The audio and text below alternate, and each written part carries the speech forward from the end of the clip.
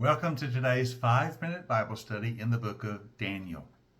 We've been looking at Daniel chapter 7, Daniel's vision of the four beasts, four kingdoms that are to come in the world. He has special interest in the fourth beast, the fourth kingdom, which we've identified as the Roman Empire. Daniel was especially intrigued by the fact that this beast had 10 horns and then a little horn that will come up among them.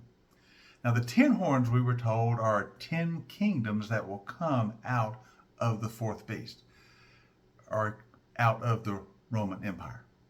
Now, we know historically that the Roman Empire lasted a long time, and in some forms of it, it lasted over a millennium, over 1,000 years. But even after the demise of officially the Roman Empire, we see other kingdoms that arose that drew their strength and their sustenance and their understanding from the Roman Empire. Even in modern history, the Roman Empire still continues to have sway in modern kingdoms. Much of Western law and understanding of government comes from Rome. So those 10 horns represent the continued influence of the Roman Empire, that fourth beast, in kingdoms and governments that came out of that historically. And then, of course, the little horn, that is what is of particular interest to Daniel.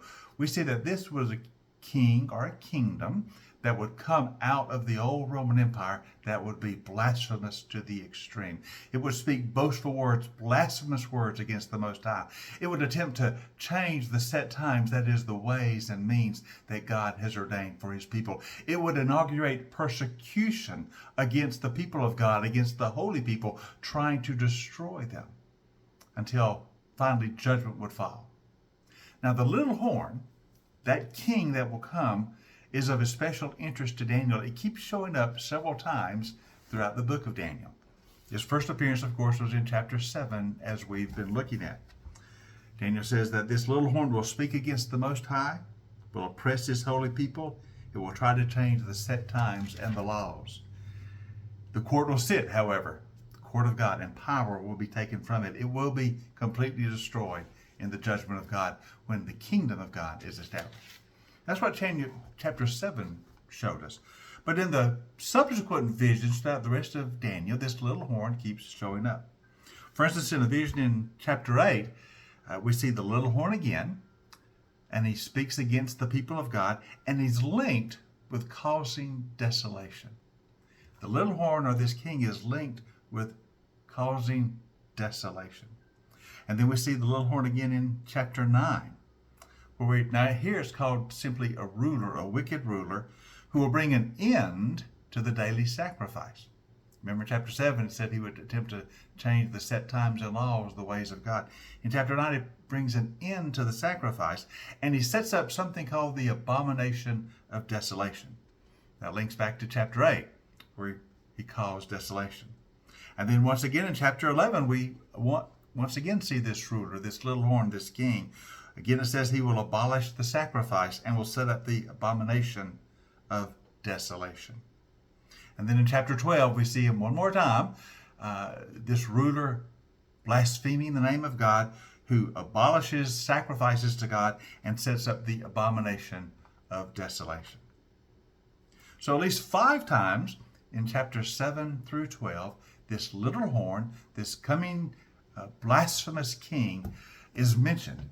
And he's linked with ending the sacrifice, trying to end the set decrees of God, trying to oppress the people of God, and he's linked with the abomination of desolation. Of course, that immediately puts us in mind of Matthew chapter 24, when Jesus is speaking about last things, or his return, his second coming. He talks about when you see the abomination of desolation spoken of by Daniel the prophet. So he is referring back again, Jesus, to the prophecies of Daniel, the visions of Daniel regarding this little horn.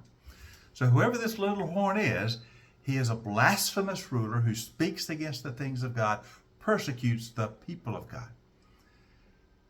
He is anti-God, right? In the New Testament, he is referred to as the Antichrist.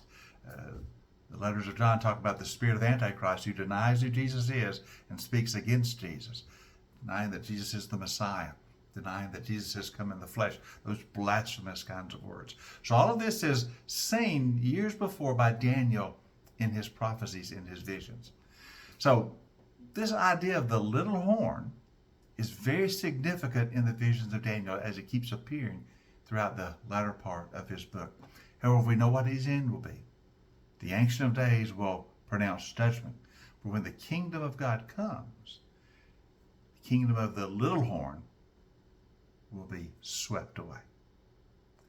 We're going to see that in more and more detail as we work our way through the book of Daniel. Now, I hope you join us tomorrow, because tomorrow we're going to look at particularly how the kingdom of God is established by the coming of the Son of Man. Daniel also saw that in his vision. So that's what we'll look at tomorrow. Hope you join us for that in our 5-minute Bible study in the book of Daniel.